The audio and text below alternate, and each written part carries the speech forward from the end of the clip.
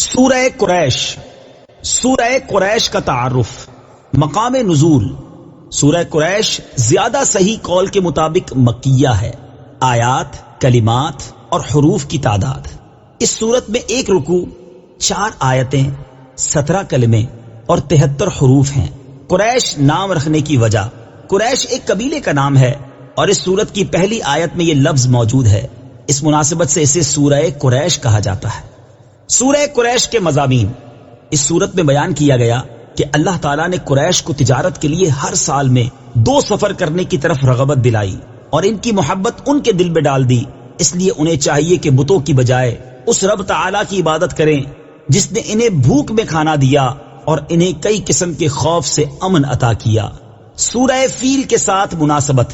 سورہ قریش کی اپنے سے ماقبل سورت فیل کے ساتھ مناسبت یہ ہے، دونوں صورتوں میں اللہ تعالیٰ نے اہل مکہ کو اپنی نعمتیں یاد دلائی ہیں۔ چنانچہ سورہ فیل میں یہ نعمت یاد دلائی کہ اللہ تعالیٰ نے ان کے دشمن ابرہا کو ہلاک کیا جو کعبہ معظمہ کو گرانے آیا تھا، اور سورہ قریش میں یہ نعمت یاد دلائی کہ اللہ تعالیٰ نے ان میں تجارت کرنے کی رغبت پیدا فرمائی اور سردی گرمی کے موسم میں انہیں دوسرے شہروں میں تجارت کے لیے سفر کرنے پر تیار کیا۔ بسم اللہ الرحمن الرحیم۔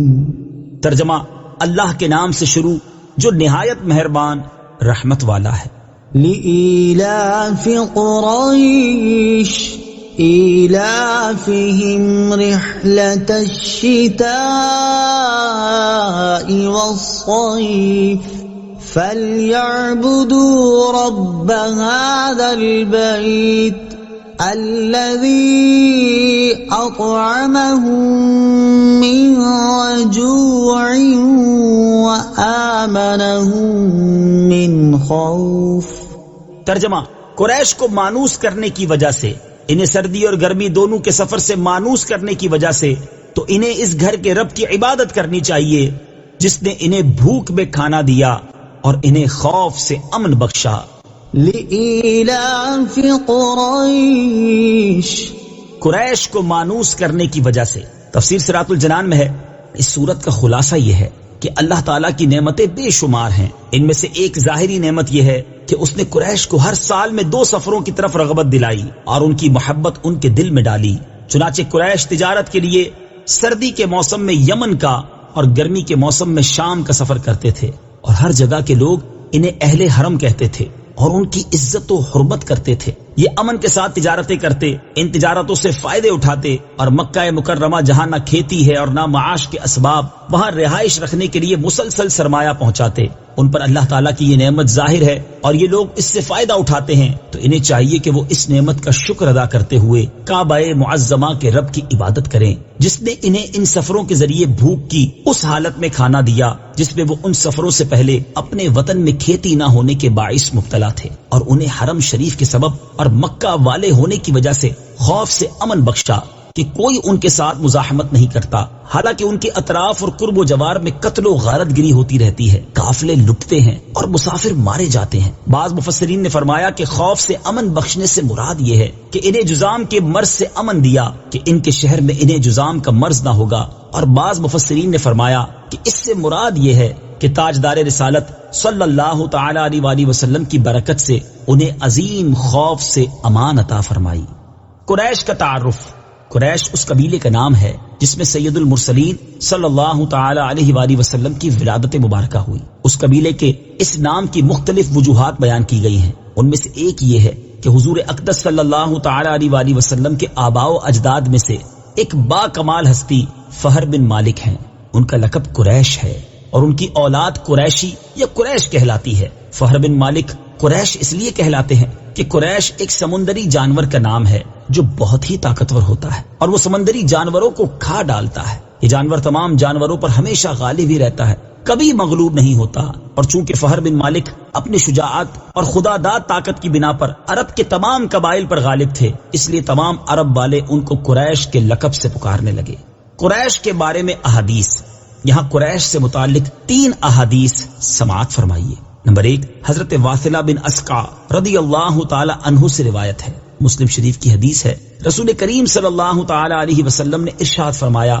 اللہ تعالیٰ نے حضرت اسماعیل علیہ الصلوۃ والسلام کی اولاد میں سے کنانا کو چن لیا اور کنانا سے قریش کو چن لیا اور قریش میں سے بنو ہاشم کو چن لیا اور بنو ہاشم میں سے مجھے چن لیا۔ نمبر 2، حضرت ابو ہریرہ رضی اللہ تعالی عنہ سے روایت ہے، بخاری شریف کی حدیث ہے، سید المرسلین صلی اللہ تعالی علیہ وآلہ وسلم نے ارشاد فرمایا، لوگ اس معاملہ حکمرانی میں قریش کے تابع ہیں کہ مسلمان ان کے مسلمانوں کے اور کافر ان کے کافروں کے تابع ہیں۔ نمبر 3، حضرت معاویہ رضی اللہ تعالی عنہ سے روایت ہے، بخاری شریف کی حدیث ہے، رسول اللہ صلی اللہ تعالی علیہ وآلہ وسلم نے ارشاد فرمایا، خلافت قریش میں رہے گی جب تک یہ دین کے محافظ رہیں، اور جو کوئی ان سے عداوت رکھے گا اسے اللہ تعالیٰ اوندھے منہ گرائے گا۔ سورہ قریش کی آیت نمبر 3 سے حاصل ہونے والی معلومات۔ اس آیت سے چند باتیں معلوم ہوئیں۔ نمبر 1، کفار بھی شرعی عبادات کے مکلف ہیں کہ ایمان لائیں اور عبادت کریں۔ نمبر 2، کفر کی حالت میں کوئی نیکی صحیح عبادت نہیں،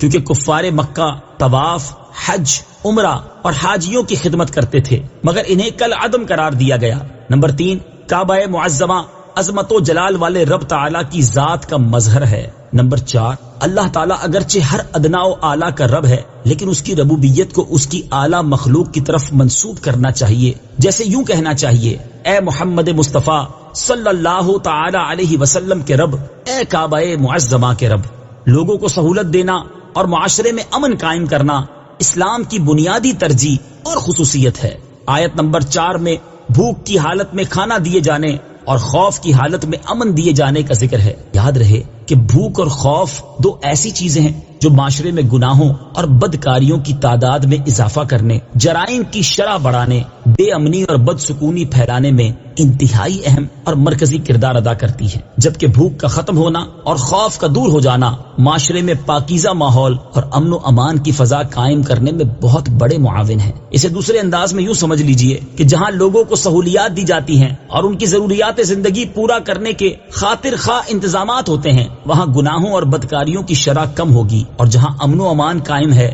وہاں جرائم کی تعداد نہ ہونے کے برابر ہوگی اور لوگ پرسکون زندگی بسر کریں گے۔ اگر موجودہ دور میں عالمی سطح پر لوگوں کے حالات کا جائزہ لیا جائے تو یہ چیز واضح ہوگی کہ ان میں زنا، چوری، ڈاکے، لوٹ مار، چھینا جھپٹی، قتل و غارت گری، بے امنی، بدسکونی، بے چینی اور ان کے علاوہ طرح طرح کے جرموں، گناہوں اور خوفوں کے عام ہونے کا بنیادی سبب بھوک ختم کرنے کے قابل قدر ذرائع کا نہ ہونا، زندگی گزارنے کے لیے بنیادی سہولیات سے محروم ہونا اور امن و امان قائم کرنے کے لیے ضروری انتظامات کا نہ ہونا ہے۔ اور دین اسلام کے احکامات اور تعلیمات پر نظر کی جائے تو یہ حقیقت روشن دن سے زیادہ صاف نظر آئے گی۔ لوگوں کی بھوک کو ختم کرنا، انہیں سہولیات فراہم کرنا، پاکیزہ معاشرے کا قیام اور امن قائم کرنا اسلام کی بنیادی ترجیحات اور خصوصیات میں سے ہے۔ جیسے دین اسلام میں مالدار مسلمانوں پر زکوٰۃ فرض کی گئی اور بعض اعمال پر صدقات دینے کا حکم دیا گیا، اور ان کا حقدار ان لوگوں کو ٹھہرایا گیا